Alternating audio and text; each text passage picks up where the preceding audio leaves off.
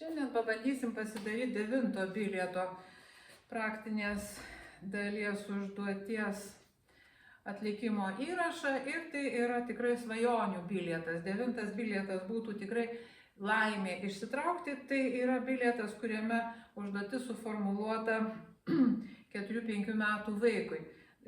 Meninių priemonių dailės veiklai paruošimas ir žaidybinė veikla. Tai meninės priemonės yra liejimas akvarelė.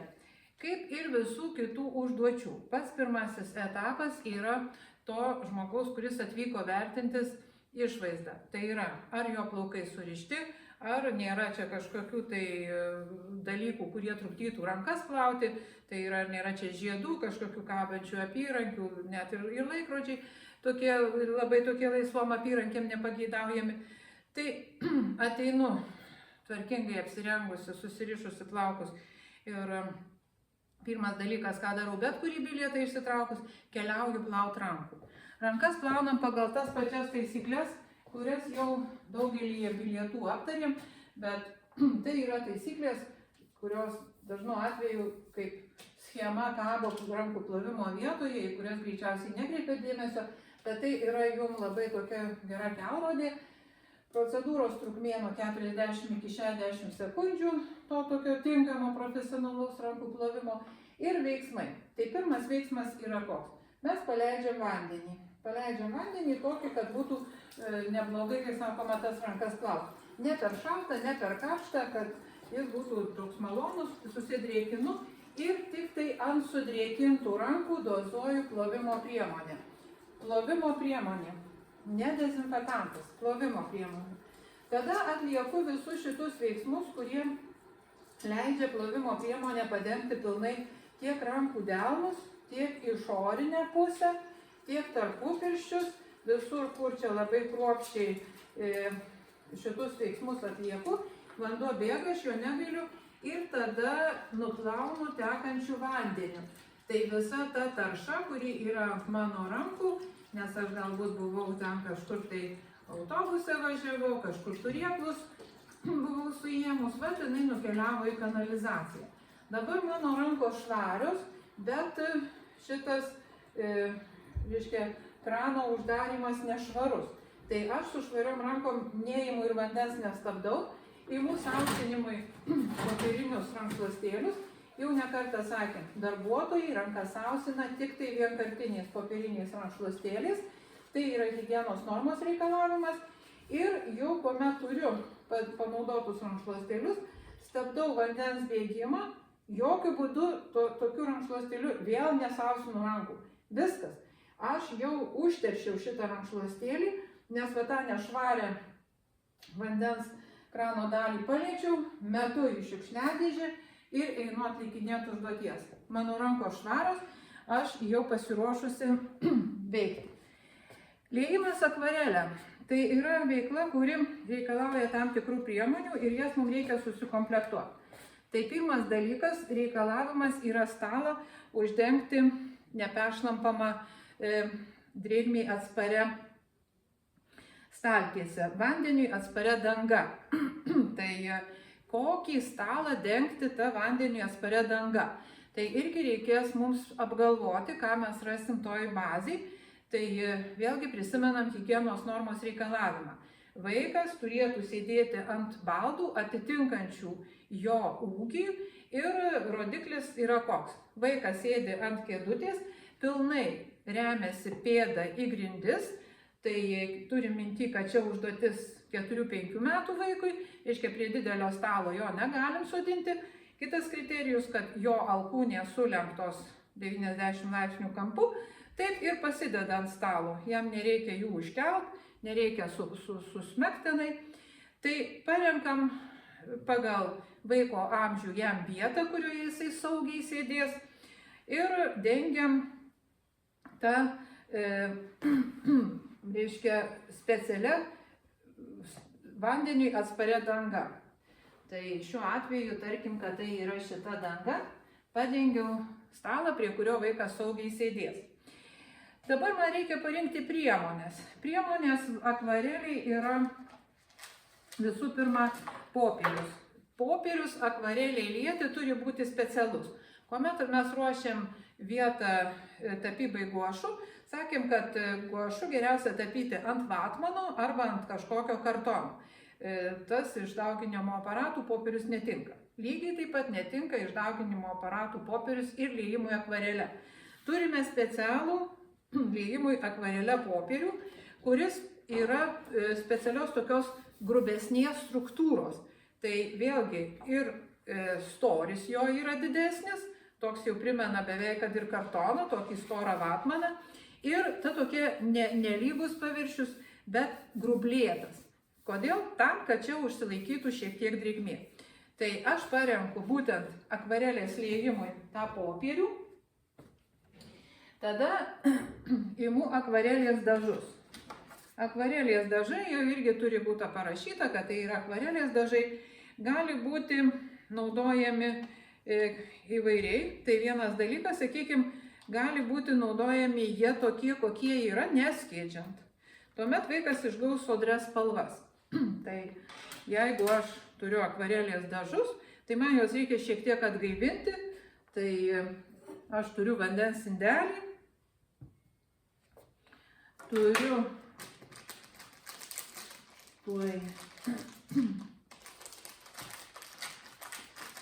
teptuką, čia paėmiau tokį teptuką ir tada imu atgaivinu tas spalvas. Sakykime, paėmiau vandens ir po lašelį įdedu, kad jos šiek tiek savo konsistenciją pakeistų ir galėtų jau vaikas piešdamas imti ir naudoti, kuomet tą savo veiklą pradės. Jeigu aš noriu netokių sodrių spalvų ar noriu taupyti dažus, aš galiu naudoti va tokią paletę. Tada kas būtų? Tada aš imu vandens į kažkokį čia, reiškia, skyrelį, imu dažo ir padarau tokį vat vieną kitą kažkokį tai spalvą ar atspalvį, sakykime, ir tada vaikas ateis, jau ims dažą ne tiesiai iš dažų tos dėžutės, o ims nuo paletės. Tai skirtumas būtų toks, jei noriu ryškių spalvų, tai vis tik turėtų neskiestą dažą vaikas naudoti akvareliai. Jeigu noriu švelnesnių, sakau, ar ten taupau dažus, tai galima tą dažą paruošti. Bet apraše neparašyta, kad reikėtų tą padaryti. Tiesiog rašoma, kad tinkamai paruošiami akvarelės dažai, sudrėkinama vandens lašu, naudojant teptuką. Tai lyg tai šitas dalykas čia pagal aprašą nėra privalomas. Tai ėmėm vandens ir atgaivinom tuos dažus po lašelį ir turim jau tą paruoštą akvarelę. Dabar kalbant apie popierių, tai popierių irgi reikėtų paruošti, bet jį reikėtų paruošti betarpiškai prieš piešiant.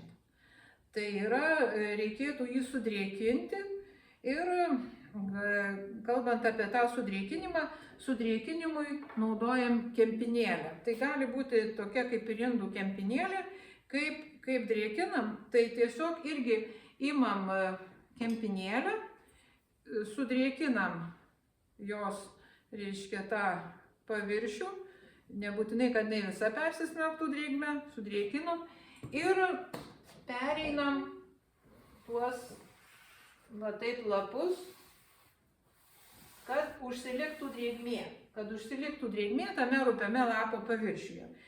Ar plekšnoti, tapšnoti, ar tokiais lygiais judesiais šitą popierių drėkinti, tai bent jau mūsų dailės mokytojas po konsultacijos su juo vienareikšmiškai nurodė šitą metodą.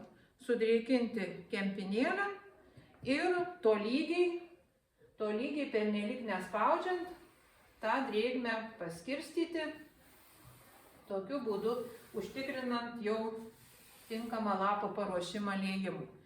Tai ne kažkoks tapšnojimas, dailės mokytojo nuomonė vienodai padengia lapą drėgmę, o tokie braukiamieji judesiai. Dabar reikia mums pasiruošti vaiką. Vaikas 4-5 metų, nemažas jau. Ir tas vaikas, kai sakoma, reikia pasodinti ir pasodinti jau paruoštas, kaip parašyta, kad vaikas turi būti aprengtas apsauginiais drabužiais, tai yra uždėta jam turi būti prijuostė ir apsauginės rankovės. Tai aš vaiką sodinu, savo šitą vaiką, kuris čia sunkiai lanksto rankas, kojas, pasodinsiu, šiaip ne taip. Galime jį ir pasistatę aprengti, bet mano šita lėlė nelabai čia stovi, tai aš, kad nedėti jos, kai sako, kažkur tai ten neramstyti į sienas, tai aš ją pasisodinu ir vadedam apsauginės rankovės.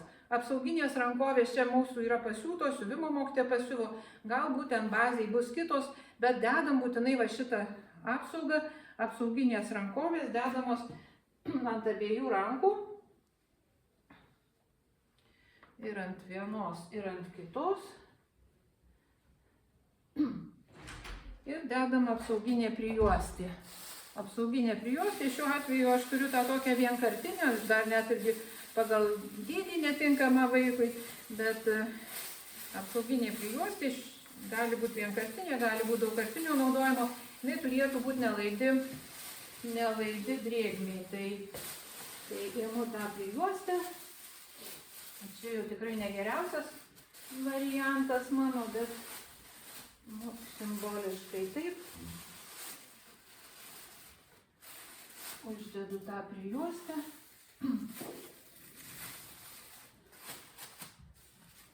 Ir mano šita, mergaitė jau paruošta piešti. Paruošta liet akvarelę. Ką jie galėtų liet? Kaip ir egzamino biljete neklausima, ką jie čia turėtų liet. Bet turėkit minty, jeigu kartais iškiltų klausimų, ar norėtumėt išsamiau paaiškinti, kad ant sudrėkinto lapo vaikui geriau piešti ne kažkokius tai tokius daiktus, kurių didelį plotą reikėtų užspalvinti.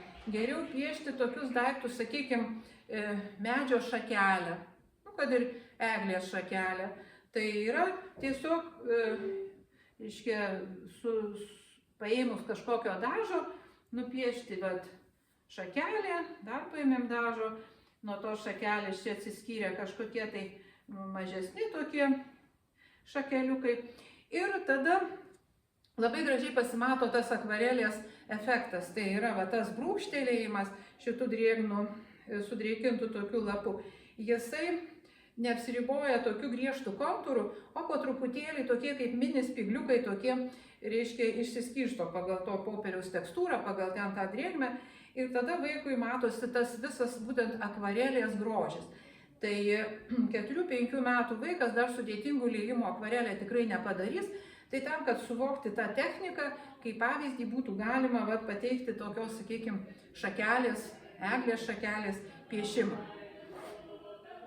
Kas dar yra, kalbant apie šito bilieto atlikimą svarbu, tai kad pabaigus jau šitą pristatymą reikia sutvarkyti darbo vietą ir vaikui nuimtas apsauginės rankovės ir tą prijuostę. Ir dar vienas dalykas, kad jau taip preziumuojama, kad vaikas susiteps rankas, dėl to jau po piešimo vaikui reikia rankas padėti nusiplauti. Taip ir parašyta, po veiklos vaikams padėta nusiplauti rankas.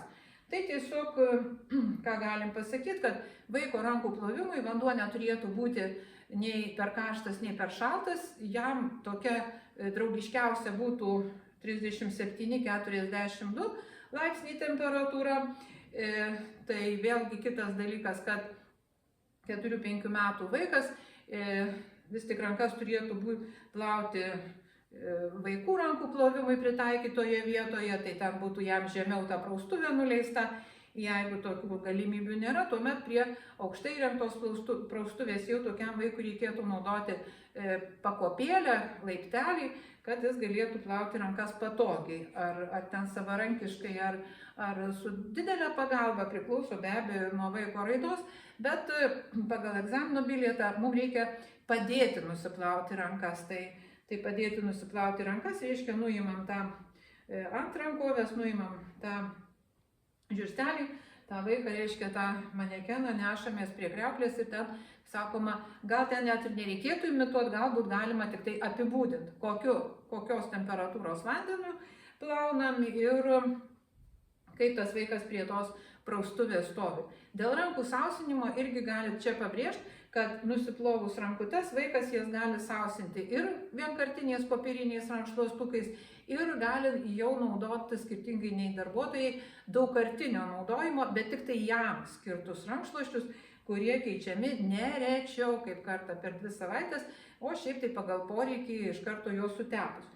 Tai būtų reiškia tiek, tai jūs galit paaiškinti apie tai, kad akvarelės technika tokiame amžiuje, jinai pilnai dar nebus vaikui pristatyta, tai bus tik akvarelės technikos pradmenys, bet tinkamai paruošus priemonės, tinkamai sudrėkinus tinkamą popierių, jau vaikas tą akvarelės grožį pamatys.